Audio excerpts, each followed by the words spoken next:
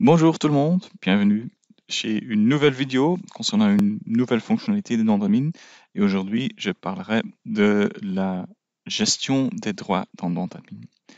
Qu'est-ce que ça veut dire? C'est possible de donner certains droits ou de bloquer certaines choses dans Dentamine pour certains groupes des utilisateurs. Comment est-ce que vous pouvez le faire? Ça, je vais vous démontrer maintenant. Comment est-ce que vous pouvez changer la gestion des droits? Ça, vous trouvez dans le partie paramètres. Il y a une option ici, gestion des droits.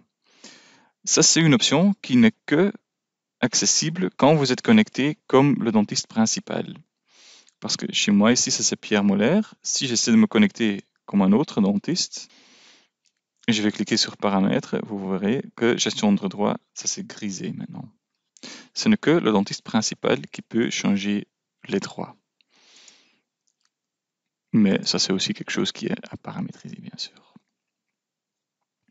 Si vous avez cliqué sur paramètres gestion de droits, vous arriverez ici à la sécurisation et vous avez donc deux onglets, un onglet droit et un onglet groupe. Dans l'onglet groupe, par défaut, nous, de Dentamine, nous avons déjà créé trois différents groupes. Un groupe administrateur, dentiste et assistante. Qu'est-ce que vous voyez? À chaque personne qui travaille dans le cabinet ici est partie de un ou plusieurs groupes. Notre dentiste Pierre Molaire, par exemple, il est dentiste, mais aussi administrateur. Vous avez ici en bas l'aperçu dans les deux parties. Et vous pouvez même dire, ah oui, notre polycarie, maintenant ça c'est assistante, mais vous pouvez aussi les glisser et dire, ok, mais elle est aussi administrateur. Ou si vous avez trompé, c'est pas comme ça, vous pouvez ou donc le glisser vers le droit de nouveau, et c'est aussi possible de cliquer ici où c'est mis assistante et indiquer, ah oui, mais elle était aussi administrateur, ou le décocher. Et une troisième option pour supprimer des personnes des groupes, ça c'est quand vous êtes ici chez assistante, et je peux par exemple ici supprimer Polycari en double-cliquant.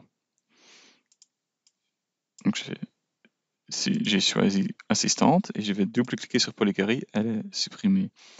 Maintenant, parce que j'ai sélectionné assistante ici et je double-clique à droite sur Polycari, elle est ajoutée à cette colonne.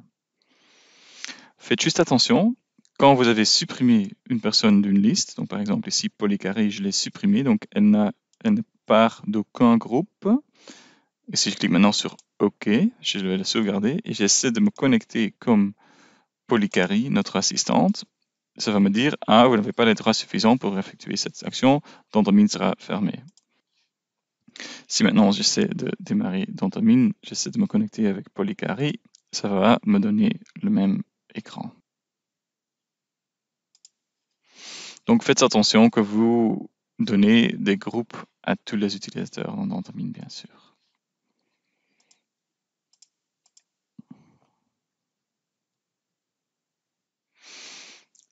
Et maintenant, je suis de nouveau connecté avec Pierre Molaire et je vais donner des droits de nouveau à notre pauvre Polycari, qu'elle peut faire des changements et qu'elle peut utiliser le logiciel, bien sûr.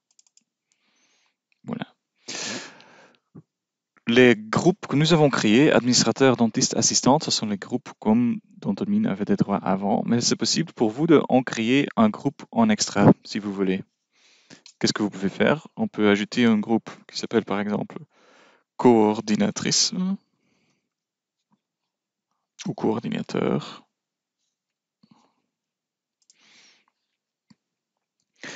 Et maintenant, vous voyez, j'ai créé un quatrième groupe. Et vous voyez, en bas, vous avez administrateur, dentiste, assistante et maintenant aussi coordinateur. Et je peux ajouter Polycari comme coordinateur si c'est nécessaire.